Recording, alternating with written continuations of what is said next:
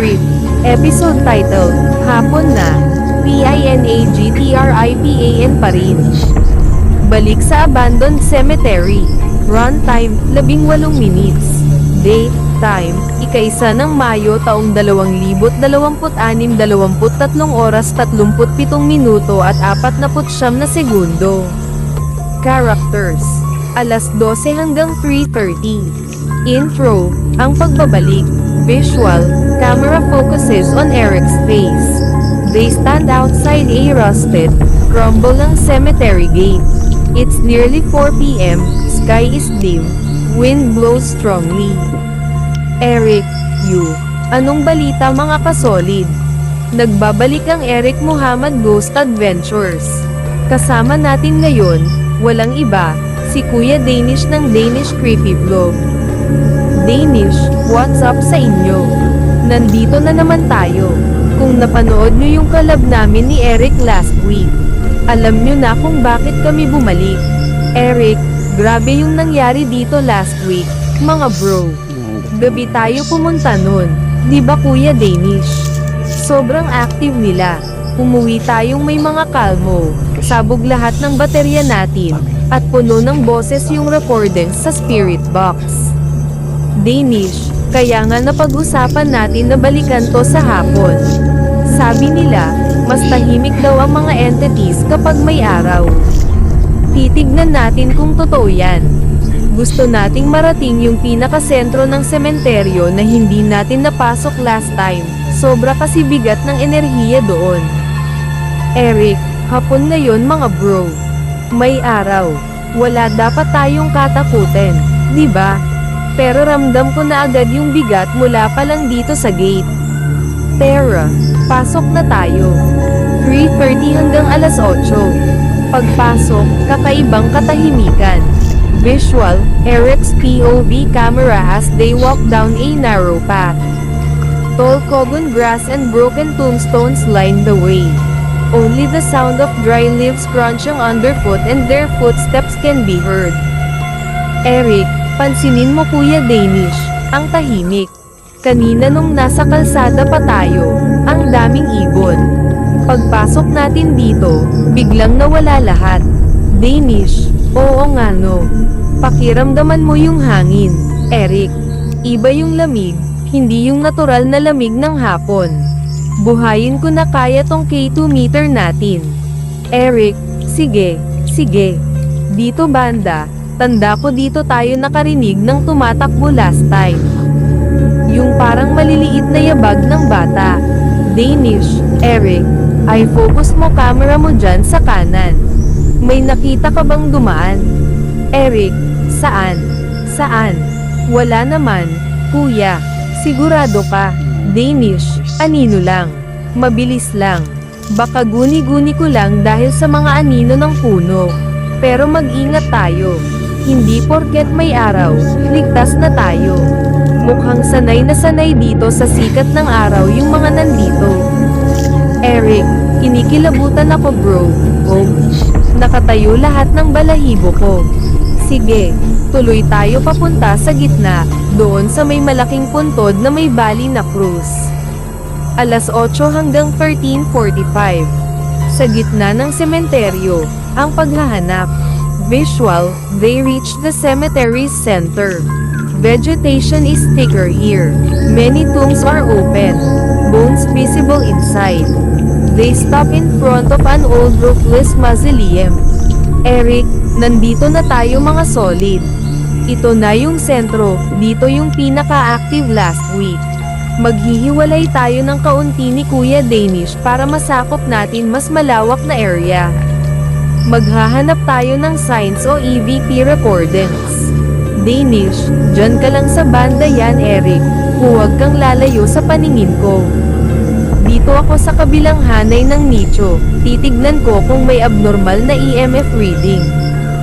They separate by about 5 meters. Silence fills the air, broken only by static from Danis H's spirit box.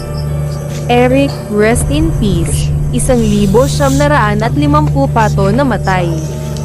Wala yata ni isang beses na binisita dito kahit undes. Nakakaawa rin naman. Eric, hala, sino yun? Kuya Danish, ikaw ba yun? Danish, hindi ako gumagalaw. Eric, may tinitignan ako dito sa loob ng nicho. Eric, may narinig akong kumaluskos sa likod ko. Parang may tinapakan na tuyong sanga. Eric, hooray. SH*T. Kuya Danish, may bumato sa akin.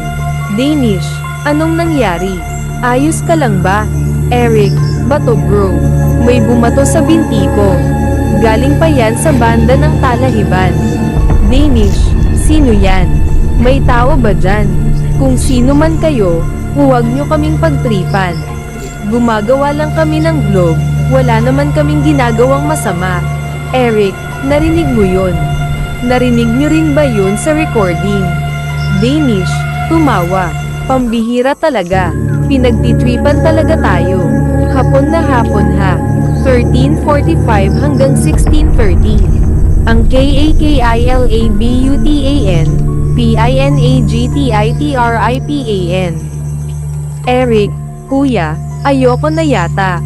Nakikipaglaro sila sa atin eh. Hindi maganda yung laro. Danish, kalma lang Eric.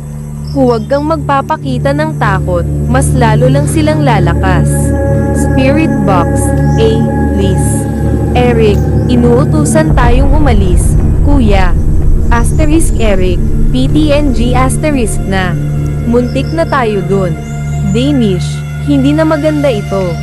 Sinasadya talaga nilang tripan tayo.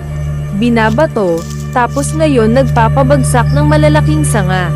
Gusto siguro nila tayong itaboy. O baka gusto nilang magkahiwalay tayo para maliga dito magpakailanman. Eric, yung camera ko kuya Danish. Paulit-ulit nagbablink. Full charge naman to bago tayo umalis ng sasakyan. Danish, naubos nila yung energy. Pero na, umatras na tayo. Huwag kang tatakbo Eric, lakad lang ng mabilis. At huwag kalilingan kahit anong mangyari. 16:30 hanggang 1800. Outro, ang pag-atres. Visual, shaky fast-paced footage as they retrace their steps back to the entrance. Both are breathing heavily. Eric, guys, hindi na namin kinaya. Iba yung level ng activity ngayon. Akala namin dahil hapon, dahil may araw, mas safe kami. Pero mali kami. Mas matapang pa nga silang mang-asar kapag may liwanag. Danish, bilis lang Eric. Malapit na tayo sa gate. They finally exit through the rusted gate. Eric leans against the concrete wall catching his breath. Danish stands with hands on hips, clearly stressed. Eric, woo, safe. Nakalabas din sa wakas. Grabe yun ha. Nakita at narinig nyo naman lahat eh. Yung hagatet, yung bato, yung nahulog na sanga. Pinagtripan kami ng todo sa loob. Danish, patunay lang ito sa lahat, ang mga entity, walang pinipiling oras. Gabi man o hapon, kung teritoryo nila ito, teritoryo nila ito. Eric Muhammad at Danish Creepy Vlog. Hindi pa tayo tapos sa lugar na ito. Pero sa ngayon, aatras muna tayo habang wala pang nasasaktan ng tuluyan. Eric, maraming salamat sa pagsama sa amin sa exploration na to mga solid. Huwag kalimutang i-like at i-subscribe sa Eric Muhammad Ghost Adventures at Danish Creepy Vlog. Grabe talaga tong araw na to. Hanggang sa susunod nating paghahanap. Peace out. Eric pans camera back toward the cemetery grounds as darkness fully sets in. Screen cuts to black as recording stops. Would you like me to also add sound cue notes and lighting direction details to make it easier for your production team?